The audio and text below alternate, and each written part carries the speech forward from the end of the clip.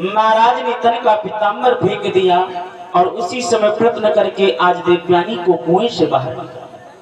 जैसे ही बाहर निकाला, श्री सुखदेव जी कहते हैं कि हे राजन, आज महाराज ने परिचय पूछा, हे देवी तुम इस कुएं में कैसे आकर गिरी?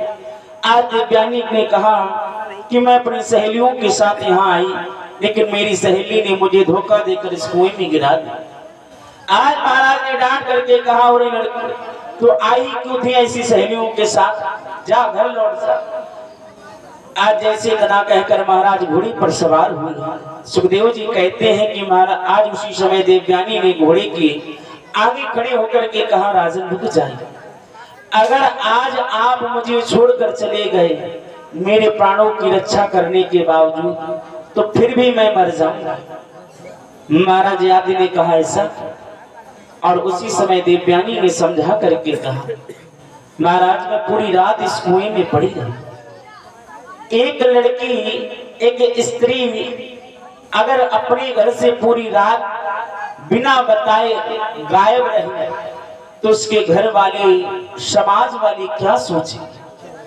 या तो मैं उल्टा हूं, मेरा चरित्रहीन है, क्योंकि मेरे पास कोई प्रमाण नहीं है, मैं अपने सतीत्व को कैसे बचाऊंगी? अब मेरे आगे यही एक मार्ग है कि मैं अपने तन को त्याग दूं। तो महाराज ययाति ने कहा, इसमें हम क्या कर सकते? तो उसी समय देवयानी ने कहा, महाराज आप हमसे विवाह कर लें। ययाति ने उसी समय कहा, देवी तुम ब्राह्मण कुल से हो और हम चंद्रवंशी क्षत्रिय हैं, हमारा तुम्हारा मेल कहां से हो सकता है? हमारे यहाँ विलोम शादी वर्जित है। लेकिन जिस समय आज देवयानी ने कहा, नाथ शायद ये विधि का विधान है। क्यों? क्योंकि जिस समय हमारे यहाँ पर बृहस्पति के बेटा, प्रसाद ले लीजिए, कहते हैं इधर बड़े ही सुंदर बृहस्पति के बेटा जिनका नाम है कच्छ, आज कच्छ शुक्राचार्य के पास संजीवनी विद्या को सीखने के लिए आए थे। ये विद्या ऐसी है कि जिसे मरते हुए को भी जीवन दान दिया जा सके। महाराज संजीवनी विद्या को जिस समय सीखने के लिए कच्छ यहाँ पर आई हुई है। कच्छ बड़े ही सुंदर यौवनवान हैं, जिनकी सुंदरता को देख करके कामदेव भी लजा जाए। आज जिस समय देवयानी ने महाराज कच्छ को देखा है, मन ही मन कहीं ना कहीं देवयानी आज कच्छ को प्रेम करने लगे। लेकिन कच्छ हमेशा देवयानी को गुरु बहन समझ करके ही मानते थे कि ये मेरी गुरु की कन्या है, मेरी बहन के समान है।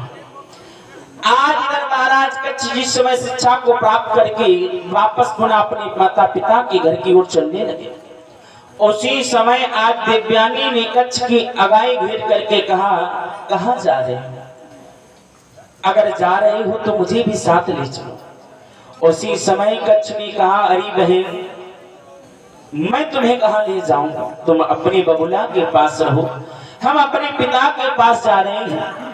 जैसे ही बहन शब्द सुना तो मानो जैसे 1000 बिच्छुओं ने डंक मार दिया, और आज उसी समय चीख कर कहने लगी कि अरे कच्छ, हम तुम्हें मन ही मन पति मान चुकी हैं और तुम हमें बहन कहकर संबोधित कर रहे हो।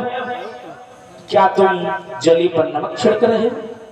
तुमने क्या समझ लिया? उसी समय आज कच्छ ने कहा, देखो देवी, हमारा और तुम्हारा रिश्ता बहन और भाई का है, हम इस रिश्ते को बदनाम नहीं कर सकते।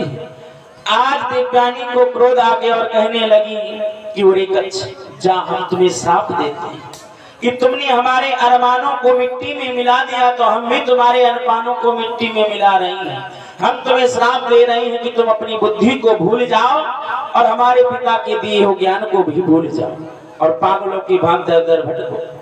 जैसे इतना कहा तो आज कच्छ ने कहा, औरी देवी, तूने मेरी हजारों वर्षों की तपस्या को पल भर में ही समाप्त कर दिया।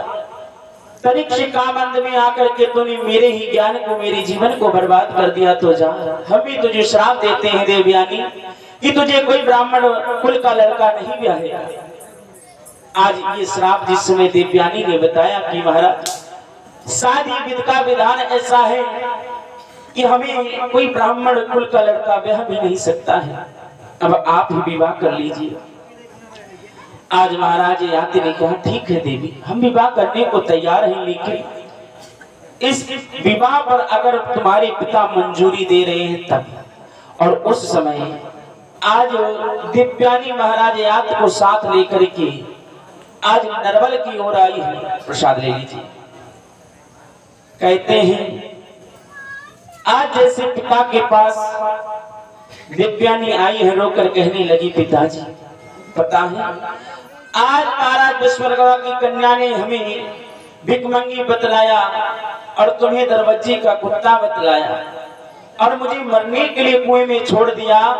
ये तो ये महाराज मिल गए, वरना ना जाने कब को मेरे प्राण निकल गए होते। जैसे इतना सुना आज महाराज शुक्राचार्य सोचने लगी बिटिया, जिस राज्य में गुरु का सम्मान ना हो उस राज्य में रहना ठीक नहीं।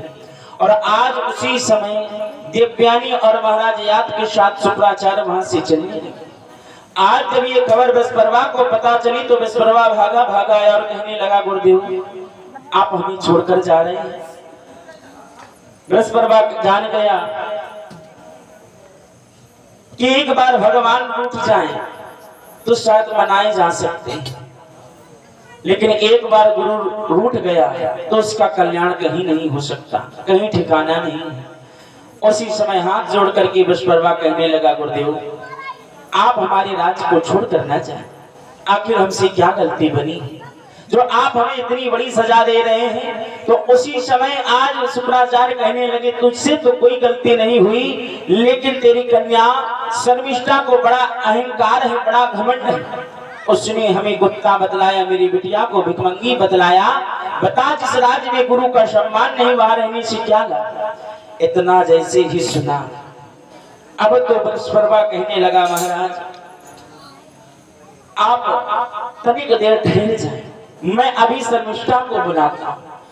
इधर शर्मिष्ठा को बुलाया गया। महाराज ने कहा और ये नालायक लड़की, क्या तूने हमारे गुरुदेव का अपमान किया। उसी समय शर्मिष्ठा तो कुछ नहीं बोली।